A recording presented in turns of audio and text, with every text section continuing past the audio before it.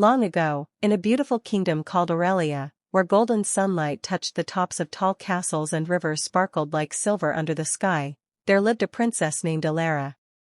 The kingdom was famous for its wealth, its gardens filled with colorful flowers, and its magnificent palace built from shining white marble. People from distant lands admired the kingdom and believed that everyone who lived there must be happy.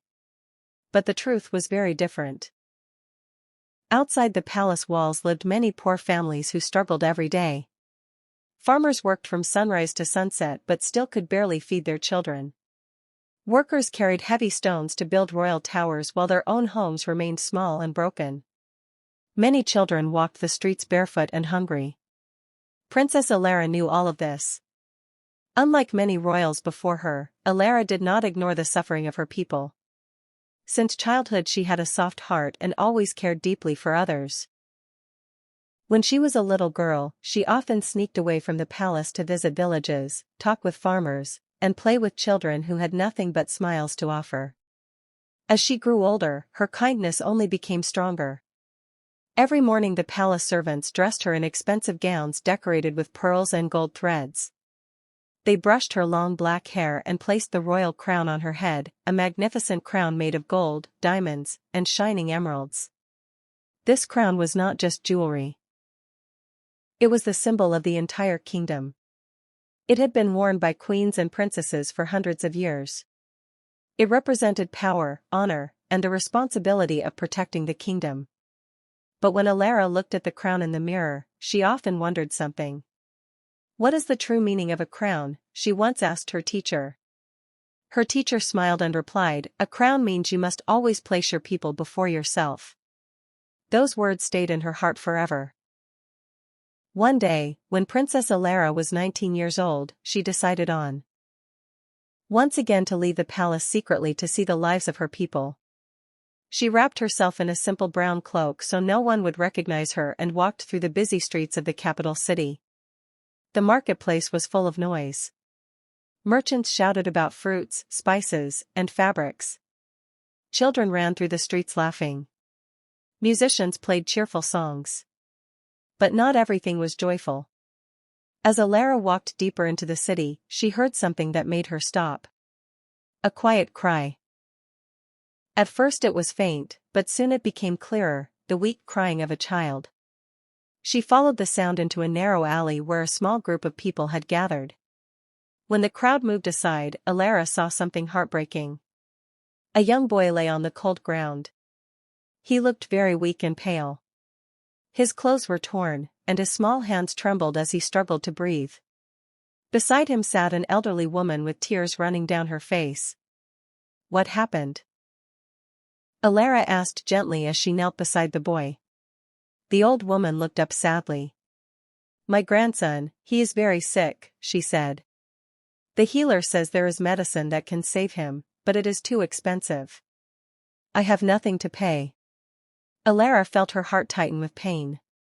She touched the boy's forehead. It was burning with fever. How much does the medicine cost? She asked quietly. The old woman whispered the price. It was an enormous amount of money. Far more than poor families could ever afford. For a moment Alara felt helpless.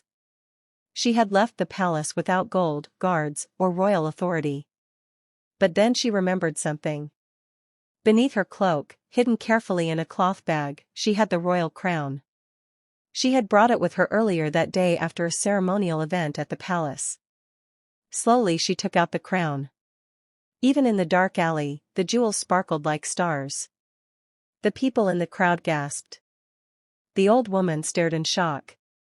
This is a royal crown, she whispered. Alara looked at the sick child again.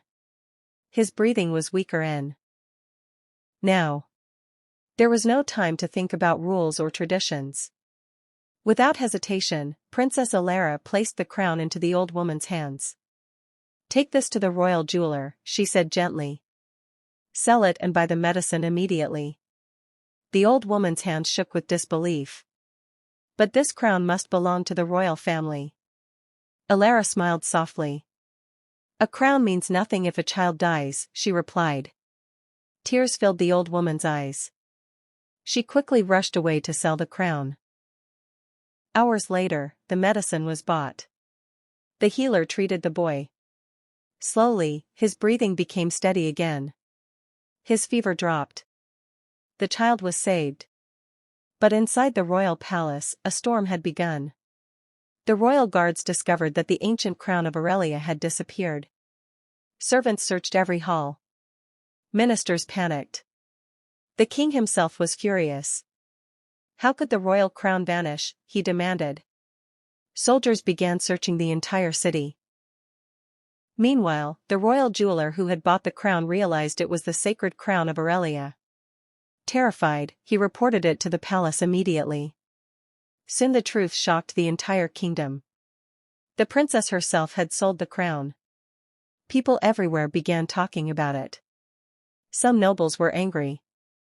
They believed Alara had disrespected royal tradition. But the poor people of the kingdom felt something very different. Hope. When Princess Alara returned to the palace that evening, guards escorted her directly to the throne room. The massive doors opened. Inside sat the king, surrounded by ministers and advisors.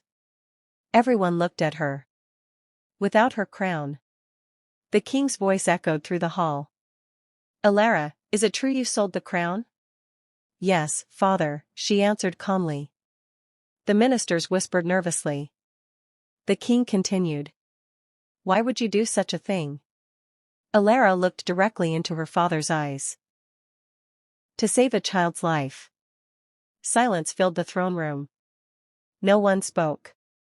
The king stood slowly. He walked down the steps of the throne and stopped in front of his daughter.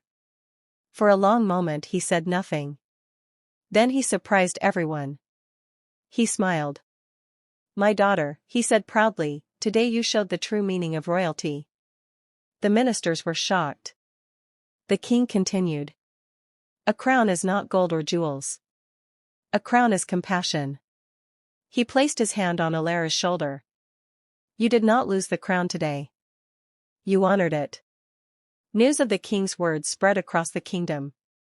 People began to admire Princess Alara even more. But the story did not end there. The boy whose life she saved was named Aaron. As he grew older, he never forgot the princess who saved him. He studied hard and became one of the most intelligent scholars in the kingdom. Years later, when Aurelia faced a terrible drought that threatened the entire land, it was Aaron who discovered a way to bring water from distant mountains using canals and engineering.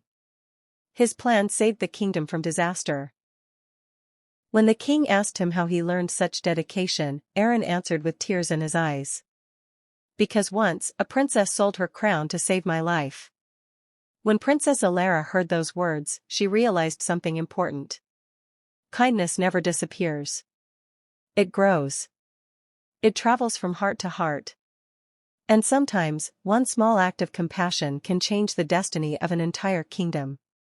Years later, when Alara finally became queen, the people gave her a new crown. But this crown was different. It was simple. Made of silver instead of gold. And engraved inside were the words. A true crown is kindness. Queen Alara wore it proudly for the rest of her life, and the kingdom of Aurelia became known throughout the world as the land where compassion ruled stronger than power. And the story of the princess who sold her crown was told for generations, a story that reminded everyone that the greatest royalty is not wealth or power, but a heart willing to sacrifice for others.